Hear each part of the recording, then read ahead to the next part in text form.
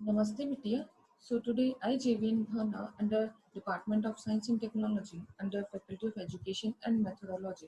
Today we'll discuss about the topic how to install a cloud service by using Eucalyptus. So it is a the uh, and it is a topic of cloud computing. Today, so now let's have a look on it. So eucalyptus क्या है, एक तरीके का एक open source platform है जो आपको क्या करता है, प्राइवेट क्लाउड है, प्राइवेट क्लाउड को खुद को सेटअप करने के लिए आपको क्या करता है, हेल्प करता है। तो इसकी मदद से आप क्या कर सकते हैं, खुद खुद से ही आप क्या कर सकते हैं, एक खुद प्राइवेट क्लाउड को बना सकते हैं और उसकी सर्विसेज को आप क्या कर सकते हैं, यूज ले सकते हैं। सो तो बैक जब हम लोग खुद इसकी मदद से हम खुद क्या करते हैं, क्लाउड की सर्विसेज अगर हम बनाते हैं, सो वो पीछे बैकएंड पे किस तरह से मैनेज होती है, तो उसके लिए हम लोग देखेंगे कि यूकेलिप्टस का आर्किटेक्चर क्या होता है। और तो साथ ही साथ हम ये भी देखेंगे कि उसके क्या फीचर्स हैं, देन उसे इंस्टॉल करने का पर्पस क्या है, उसे इंस्टॉल कैसे करते हैं। सो हम स्टार्ट करते हैं कि यूकेलिप्टस क्या है, एक ओपन सोर्स क्लाउड प्लेटफॉर्म है जो क्या करता है, ऑर्गेनाइजेशंस को हेल्प करता है ताकि वो खुद का क्या कर सके, एक प्राइवेट क्लाउड बना सके। कहाँ पे, उनके खुद के डाटा सेंटर के अंदर ही वो क्या कर सके, खुद का प्राइवेट क्लाउड बना सके। और ये कैसे कर, ये लोग ये चीज कैसे कर सकते हैं,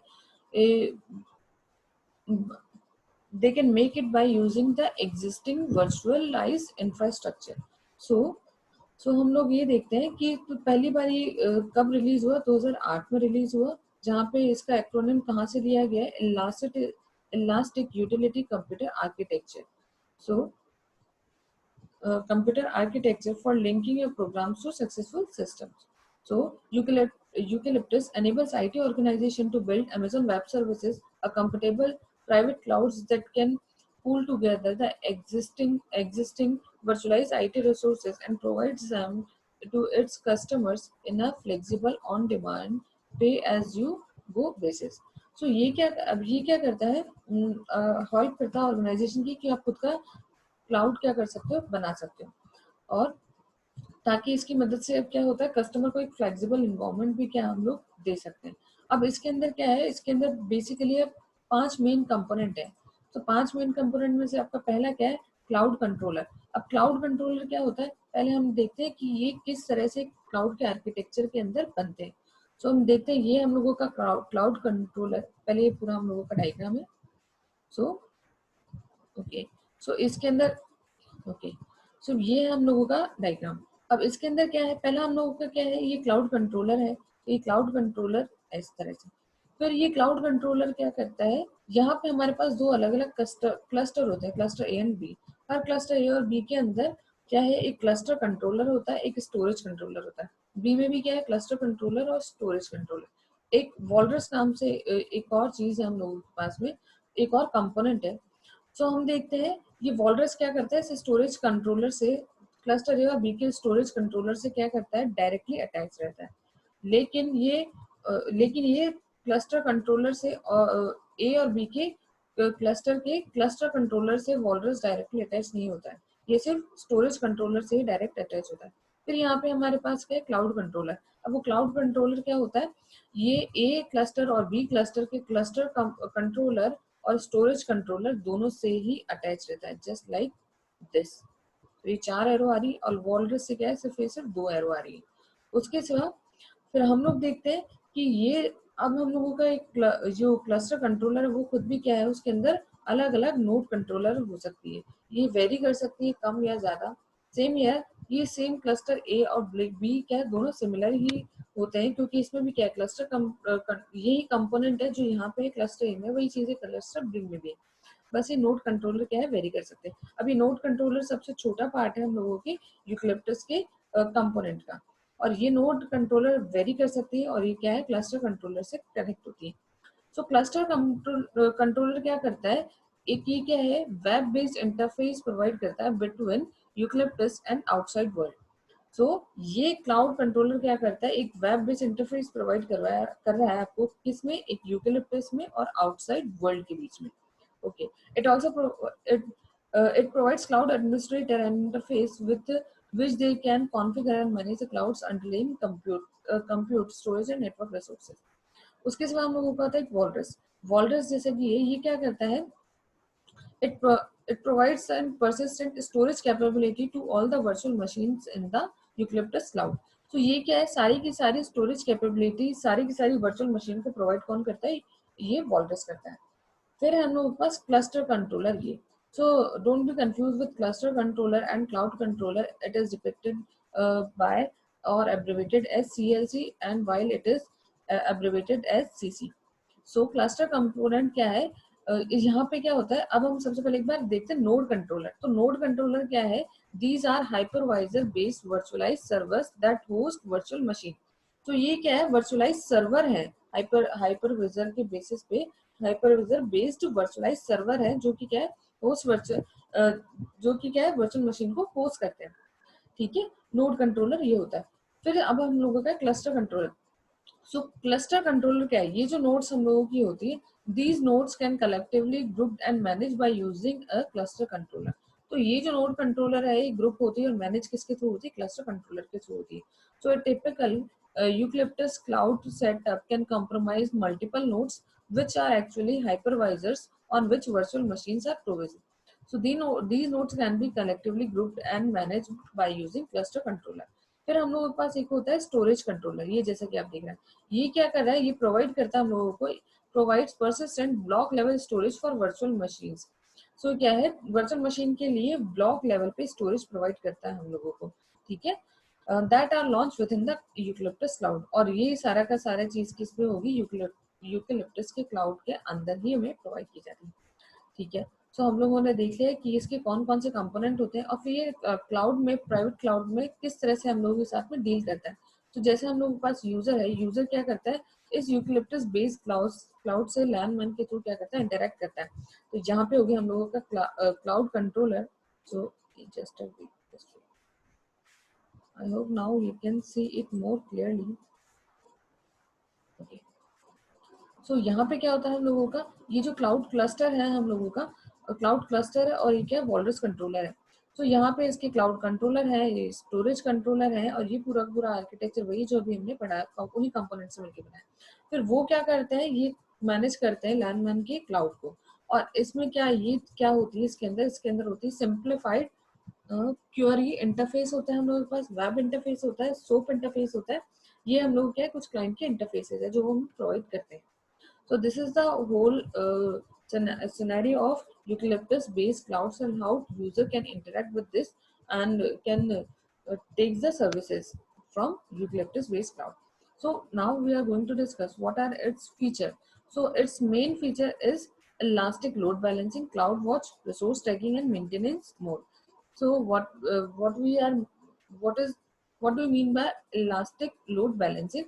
सो ये एक ऐसी सर्विसेज है जो प्रोवाइड करती है हमें better availability and scalability of resources, है ना।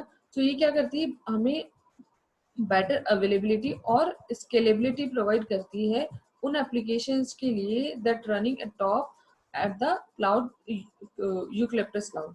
सो उस यूकेलिप्टस क्लाउड पर रन होने वाली एप्लीकेशंस के लिए बेटर अवेलेबिलिटी और स्केलेबिलिटी प्रोवाइड करती है। CloudWatch, it provides monitoring for virtual machines and applications hosted on Eucalyptus based cloud। ये क्या करती है, मॉनिटरिंग प्रोवाइड करवाती है उन वर्चुअल मशीन्स पे और एप्लीकेशंस पे जो हम लोग यूज कर रहे हैं। रिसोर्स टैगिंग क्या करती है, अलाउ करती है user and administrator to assign meaningful metadata to cloud resources. So cloud के रिसोर्सेज पे एक मीनिंगफुल मेटा डाटा हम लोग क्रिएट कर पाए, उसको क्या करती है, रिसोर्स टैगिंग अलाउड करती है। तो metadata is data about data. And now maintenance mode. So ये फीचर एनेबल करता है क्लाउड के एडमिनिस्ट्रेटर को ताकि हम परफॉर्म कर पाए maintenance activity on Eucalyptus cloud without any potential downtime. So क्या है, एडमिनिस्ट्रेटर को हेल्प करता है ताकि हम यूकेलिप्टस क्लाउड पे मेंटेनेंस एक्टिविटीज परफॉर्म कर पाए बिना मशीन को हॉल्ट पे रखे हुए। ठीक है, now we just discuss about how we can set up Eucalyptus cloud. So हम लोग इसमें देखेंगे कि हम क्या कर रहे हैं। उसके लिए हम लोगों को बेसिकली दो मशीन चाहिए, ठीक है, जिनमें से एक क्या है मैनेजमेंट सर्वर की तरह एक्ट करेगी और दूसरी क्या है नोड कंट्रोलर की तरह एक्ट करेगी। जैसा कि हम इस फिगर में देख सकते हैं। एक मैनेजमेंट सर्वर की तरह यूज करेगी और एक क्या नोड कंट्रोलर की तरह एक्ट करेगी। तो बेसिकली मिनिमम हमें इसमें क्या चाहिए, दो अलग अलग मशीन चाहिए होती है। ठीक है, तो ठीक है, सो इसके और हम लोगों को क्या चाहिए, ये हम लोगों की कुछ बेसिक रिक्वायरमेंट्स है जो हम लोगों को चाहिए, लाइक 5 GB रैम आपकी, और हार्ड ड्राइव का कुछ स्पेस वगैरह चाहिए होता है।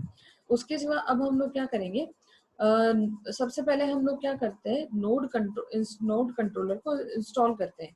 तो इसके लिए हमारे पास दो तरीके हैं। तो पहले में क्या करते हैं हम लोग, या तो हम लोग क्या है,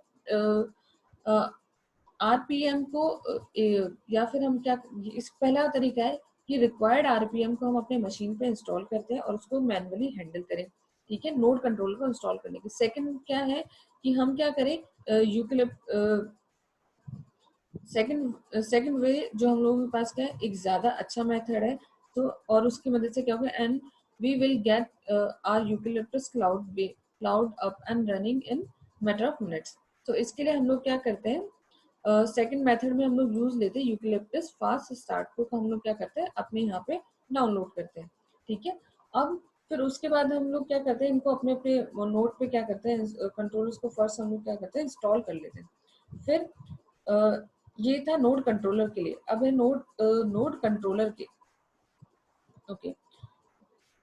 सो अब अब हम लोग क्या करते हैं कि ये जो सारा हम लोगों ने प्रोसेस जो स्टार्ट किया है, इसके लिए अब हम लोग क्या करेंगे, हर करते टाइम पे हम लोग उसको क्या प्रोवाइड करेंगे, स्टैटिक आईपी, होस्ट नेम वगैरह। ये ऐसी कुछ बेसिक चीजें हैं जो हम लोग क्या करते हैं, प्रोवाइड करते हैं। और रूट पासवर्ड वगैरह जो हम लोगों के नोड कंट्रोलर के लिए हमें चाहिए होता है, वो चीज़ भी हम लोग क्या करते हैं, इस पूरे सेटअप में प्रोवाइड करते हैं। फिर हम क्या है, क्लाउड कंट्रोलर को हम लोग क्या करते हैं, इंस्टॉल करते हैं। इसके लिए भी वही सेम प्रोसेस है।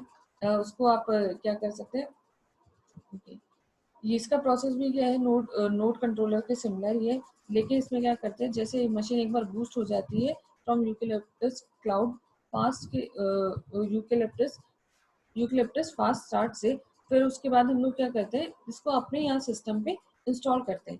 फिर इसके अंदर भी वापस वही हम लोग स्टैटिक आईपी एड्रेस, कुछ होस्ट नेम वगैरह, और क्या लैंग्वेज आप सिलेक्ट करते हो, इस तरह की कुछ बेसिक चीजें हम लोग क्लाउड कंट्रोल को प्रोवाइड करते हैं। फिर उसके बाद में क्या करते हैं, फिर ये देखने के लिए कि हमारे ये सब चीजें बन गई है, काम हो रही है कि नहीं हो रही, तो हम लोग क्या करते हैं, to test whether the installation was successful, we just open a web browser and type the following to view the Eucalyptus user console. So क्या है, ये चीज हम लोग क्या करते हैं, अपने कंसोल पे टाइप करके देखते हैं कि हम लोगों का वो सिस्टम हम लोगों का इंस्टॉल हो चुका है या नहीं हो चुका। फिर हम लोग क्या करते हैं, अपने जो अलग इंस्टेंसेस है, अलग अलग इंस्टेंसेस है, उनको लॉन्च करने के लिए भी अलग अलग स्टेप्स को हम लोग फॉलो करते हैं। So to launch your first instance, all you need to do is follow the simple step. First क्या है, सबसे पहले हम क्या करते हैं, इसके अंदर क्रिएटिंग अ ग्रुप सिक्योरिटी। अब इसके अंदर क्या है, इन इंस्टेंसेस को लॉन्च करने के लिए हमें अलग अलग स्टेप्स को फॉलो करना पड़ता है, जिसमें हम क्या करते हैं, अपनी सिक्योरिटी ग्रुप को क्रिएट करते हैं, या फिर हम अपने की पेयर को ग्रुप करते हैं, एंड फिर वो जो इंस्टेंस है उसको हम लॉन्च करते हैं। सो पहला हम लोग क्या करेंगे, सिक्योरिटी ग्रुप को क्या करते हैं, हम लोग क्रिएट करते हैं। तो ये क्या होता है, एक तरह से फायरवॉल होता है जो हम लोगों को प्रोटेक्ट करता है अगेंस्ट नेटवर्क रिलेटेड अटैक से। सो इसके लिए हम लोग क्या करते हैं, हम लोगों को ये सिंटेक्स लिख के, to create a security group, हम लोग क्या करते हैं, ये वाला सिंटेक्स जो है हम यूज करते हैं। फिर फिर उसके बाद हम लोग क्या करते हैं, वंस जैसे हम लोगों ने एक बार अगर ग्रुप क्रिएट हो जाता है, तो हम क्या करेंगे, open the necessary port such as SSH port 222 to obtain the access to instance. फिर उस इंस्टेंस का एक्सेस करने के लिए हम लोग क्या करते हैं, ये वाला पोर्ट हम लोग यूज करते हैं। और वहां पे भी क्या करते हैं, हम ना सिक्योरिटी पोर्ट को ओपन करने के लिए ये जो इंस्टेंस है, ये जो सिंटेक्स है, हम लोग क्या करते हैं, यूज करते हैं। फिर हम लोग एक की पेयर को क्रिएट करते हैं। उसकी ये की पेयर क्या होता है, एक ऑथेंटिकेशन टोकन की जैसे काम करता है बिटवीन यूजर और उसके इंस्टेंसेस के बीच में। उसके लिए हम लोग क्या करते हैं, ये कुछ सिंटेक्स है उसको हम यूज करते हैं। फिर हम लोग क्या करते हैं, उस इंस्टेंस को लॉन्च करते हैं।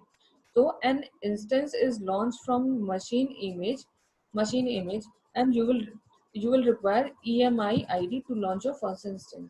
तो इंस्टेंस लॉन्च करने के लिए हमें क्या चाहिए होता है, EMI ID चाहिए होता है, ताकि हम उस इंस्टेंस को लॉन्च कर सकें।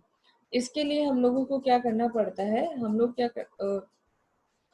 क्या करना पड़ता है, हमें इस आईडी को हम लोग क्या यूकेलिप्टस क्लाउड से लेना पड़ता है, यूकेलिप्टस क्लाउड के कंसोल से लेना पड़ता है, और उस चीज को लेने के लिए हम क्या करते हैं, ये सिंटैक्स हम लोग यूज करते हैं।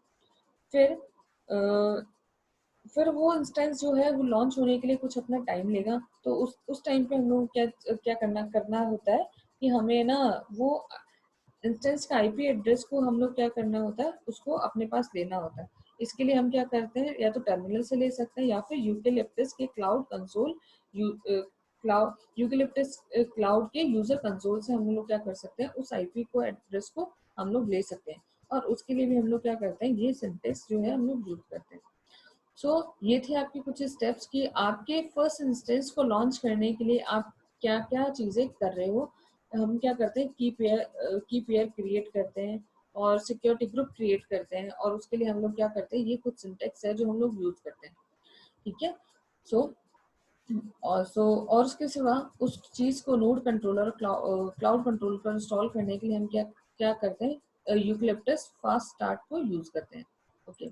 नाउ अब हम लोगों ने आज के सेशन में और देखा कि इसके क्या फीचर्स हैं, ये इसकी वर्किंग किस तरह से हो रही है, इसके कंपोनेंट्स क्या हैं, वो कंपोनेंट्स कैसे काम करते हैं। So I hope you just understand today's session, which is based on installing a cloud services using Eucalyptus. So thank you. That's all for today's session. I hope you like my session, and if you have any query, then please mention in the comment box. Um, I'll resolve your all the queries in the live session. So thank you. This digital session is powered by Digital Version 2.0 due to Vidyapeeth Women's University. Thank you.